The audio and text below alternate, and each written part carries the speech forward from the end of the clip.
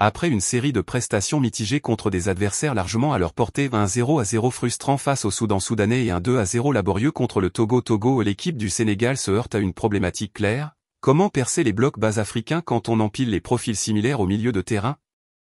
Un trio trop défensif pour des matchs à dominer. Lors de la rencontre contre le Soudan, le sélectionneur Pape Thiaw a opté pour un milieu composé de Gana Gueye, Pape Gueye, Lamine Camara. 3 milieux au profil défensif, travailleurs certes, mais peu portés sur la création ou la projection. Résultat, un match sans rythme, sans déséquilibre, et une possession souvent stérile. Le ballon tourne, mais ne transperce jamais. Même constat face au Togo, où l'ajout de Pape Matar Sarr n'a rien changé à la structure du milieu, rigueur, volume, récupération, mais toujours aucune verticalité, ni spontanéité dans les 30 derniers mètres. Gana Gueye, précieux. Mais mal utilisé.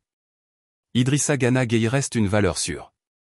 Sa capacité à couper les lignes, à harceler le porteur et à sécuriser le jeu en fait une pièce essentielle.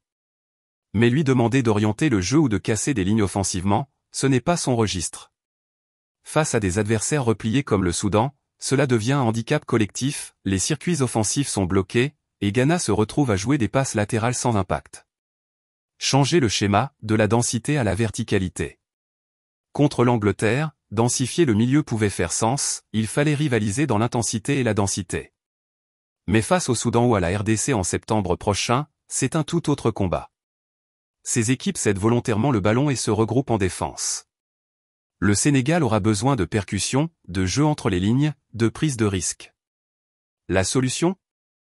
Réduire la densité au milieu. Voici une configuration plus équilibrée. Proposition tactique, 4-2-3-1. Double pivot. Gana Gueye, Habib Diarra.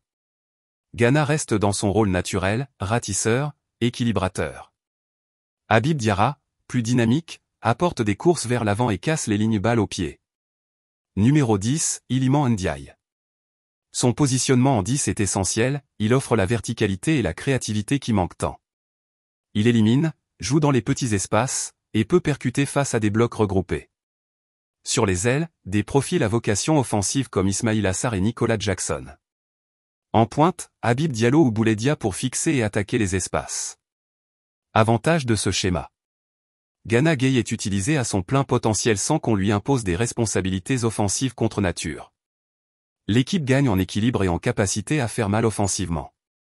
On évite le piège de la possession sans danger. Conclusion, il faut oser sortir de la zone de confort. Empiler des milieux défensifs rassure. Mais face à des adversaires regroupés, cela bride la créativité et tue le tempo. Si Pape Thiaw tient vraiment à conserver Gana Gueye comme titulaire indiscutable, il doit impérativement l'entourer de profils différents. Le talent est là, mais encore faut-il que le système permette de l'exprimer.